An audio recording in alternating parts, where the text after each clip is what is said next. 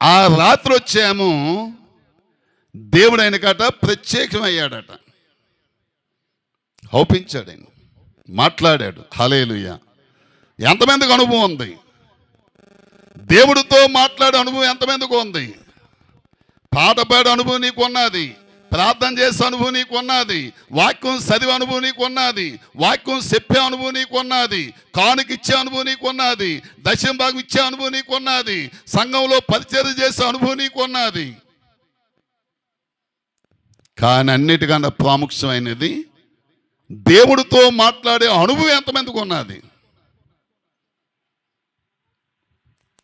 దేవుని దర్శించే అనుభవం ఎంతమందికి ఉన్నది? హల్లెలూయా. అనుభవం వాళ్ళు ఒకసారి చెయ్యెత్తండి మీదకి. దేవుడితో మాట్లాడే అనుభవం నాకు ఉందయ్యా అనేసి వచ్చి ఎన్నోళ్ళు చెయ్యెత్తండి. పర్వాలేదు, సిగ్గుపడకండి. హల్లెలూయా. ఎవరు చెయ్యెత్తలేదు. ఒకవేళ చెయ్యెత్తినట్టుగైతే ఏ అనుభవం మాట్లాడే దేవుడిని తను అంతడేం పాస్ట్ గారు అనేసి అదొక భయం. దేవుడు నీకు ఏ దర్శనం ఇచ్చాడని అడుగుతాడట, అదొక భయం.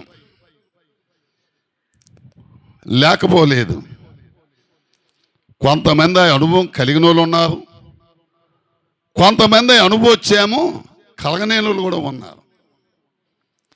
కలిగిన వాళ్ళకి వచ్చాము దేవుడు ఇంకా ఆ లోతైన అనుభవంలోనికి దేవుడు నడిపించునుగాక. ఆ అనుభవం లేని వాళ్ళకి వచ్చే ఇంకా దేవుడు వాళ్ళకు అనుభవం ఇచ్చునుగాక.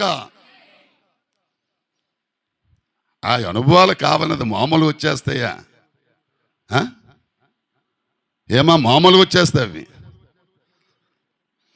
నీలో పరిశుద్ధత ఉండాలి, దేవుడితో ఎక్కువసేపు మాట్లాడే అనుభవం నీకు ఉండాలి. ఉన్నప్పుడు దేవుడు వచ్చాం తప్పకంట ఆ అనుభవం నీకు ఇస్తాడు. ఉన్నప్పుడు దేవుడు తప్పకంట దేవుడు మాట్లాడుతాడు. ఇక్కడ ఆయనతో మాట్లాడుతున్నాడు. ఇంతకీ ఎవరైనా ఇస్సాకుతో దేవుడు మాట్లాడుతున్నాడు. అబీమెలెకు కాదు, ఇస్సాకుతో దేవుడు మాట్లాడుతున్నాడు. చదవండి ఇప్పుడు మాట. ఆ రాత్రి యెహోవా అతనికి ప్రత్యక్షమై, నేను నీ తండ్రి అయిన అబ్రహాము దేవుణ్ణి, హల్లెలూయా, నేను నీకు తోడై ఉన్నాను గనుక.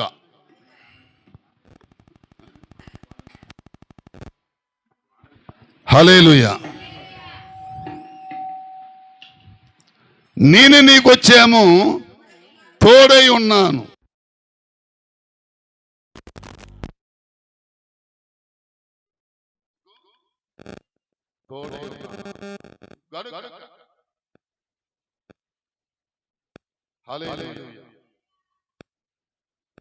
దేవుడు నీకేమై ఉన్నాడు? ఆయన తోడై ఉన్నాడు.